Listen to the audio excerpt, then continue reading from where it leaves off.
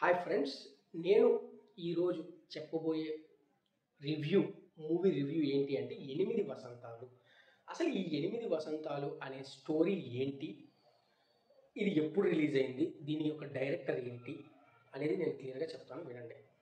8 వసంతాలు movie యొక్క writer, screen play, director వచ్చేసి ఫణీంద్ర నార్శెట్టి అనే వ్యక్తి ఈ మూవీ అనేది తీయడం జరిగింది. దీని యొక్క ప్రొడ్యూసర్స్ వచ్చేసి మనకు మైత్రి మూవీ మేకర్స్.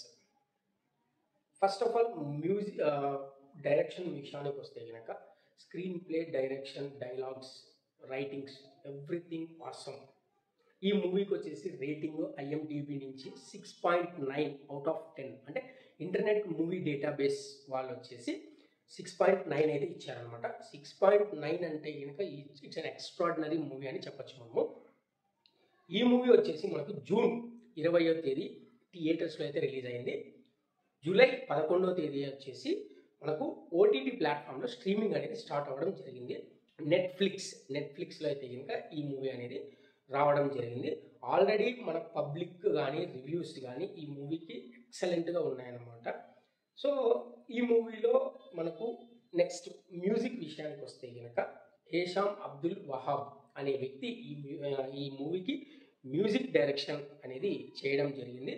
అయితే ఈ మూవీ మొత్తం లొకేషన్స్ వచ్చేసి ఊటీలో అయితే కనుక తీయడం జరిగింది. ఊటీ, కునూరులో ఈ మూవీ అయితే కనుక తీయడం జరిగింది.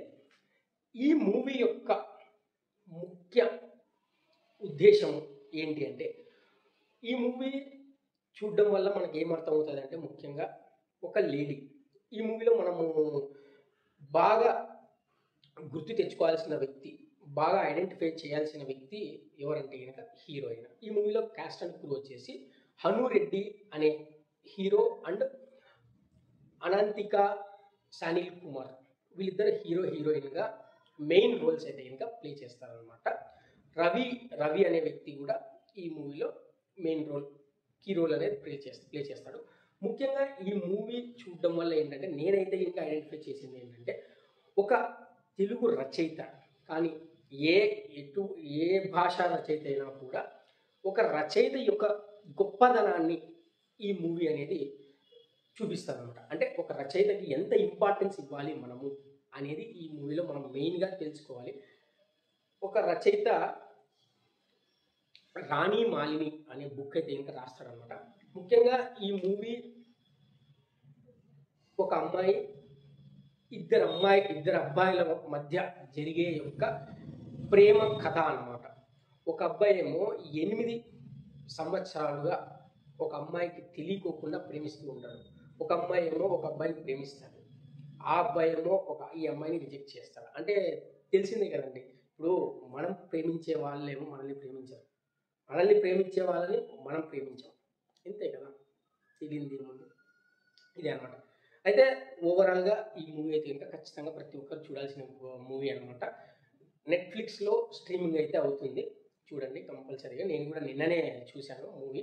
నాకు కూడా ఇలానే మా కొలీగ్ ఒక వ్యక్తి చెప్పడం వల్ల నేను చూశాను అనమాట. చాలా బాగుంది, అంటే చాలా మీనింగ్ఫుల్ అండి. అసలు ఒక అమ్మాయికి ఎటువంటి క్వాలిటీస్ ఉండాలి, ఇప్పుడు హీరోయిన్లు అంటే ఈటికి బట్టలు వేసుకోవడం అది కాదు.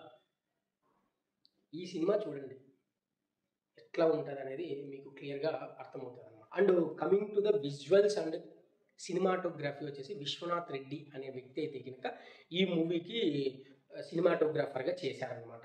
అయితే నేను మూవీ చూస్తున్నప్పుడు కొన్ని డైలాగ్స్ అయితే కనుక రాసుకున్నాను. అన్ని డైలాగ్స్ ఎక్సలెంట్గా ఎక్స్ట్రాడినరీగా ఉన్నాయి. బట్ కొన్ని డైలాగ్స్ అయితే కనుక నేను క్యాప్చర్ రాశాను అనమాట. మీకు చదివి వినిపిస్తాను, వినండి. మగవాడి ప్రేమకు సాక్ష్యాలుగా పాలరాతి సౌధాలు, భాగ్యనగరాలు ఉన్నాయి. ఆడదాని ప్రేమకు ఏమున్నాయి, మనసులోనే సమాధి చేసుకున్న జ్ఞాపకాలు తప్ప. అసలు ఏం తాగి రాసావు బ్రో ఈ డైలాగు, హార్ట్ మెల్ట్ అయిపోతుంది అసలు. ఇంకొకటి, ప్రాణం లేని శవాన్ని నలుగురు వచ్చి కాటి వరకు దింపి వస్తారురా, అలాంటిది ఎన్నో ఆశలు కలలు ఉన్న మనిషిని నమ్మిన వాళ్ళం, అట్లాంటిది మధ్యలోనే ఎలా వదిలేస్తామనుకున్నావు. చూడండి. ఇంకొకటి, ఒకరు నిన్ను వద్దంటే నిన్ను నువ్వు చంపుకోవడం ఏంటి. అసలు చూడండి ఎట్లాంటి డైలాగ్ అసలు. ఇంకొకటి చెప్తాను చూడండి, అంకెలతో కొలిస్తే 365 రోజులని ఒక సంవత్సరం అంటాం. అవే 365 రోజులను అనుభవాలతో కొలిస్తే ఒక వసంతం అంటాము.